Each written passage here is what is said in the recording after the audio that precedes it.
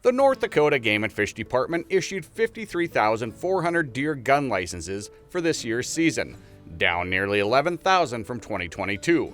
However, the deer hunting heritage remains strong. There's whole families, extended families, that like to try to get out and deer hunt for that short period of time in the fall. You know, deer hunting gets to be something that a lot of folks look forward to in North Dakota. Last year's winter was tough for deer and other animals on North Dakota's landscape. Coming out of that, we lost deer in the wintertime, more in certain areas than others.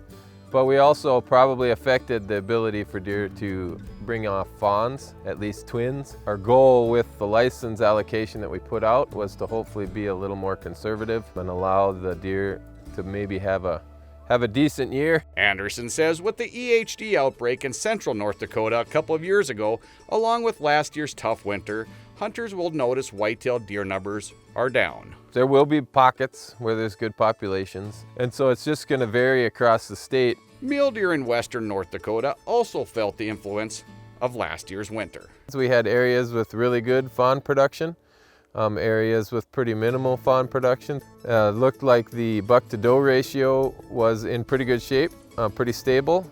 However, you know, a lot of the bucks were a little bit on the younger side compared to other years.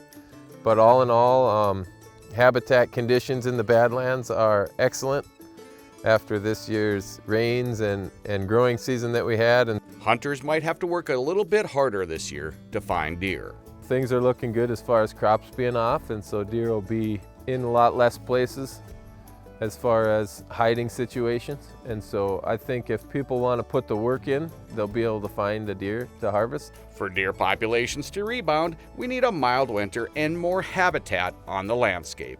This is Mike Anderson in the North Dakota Outdoors.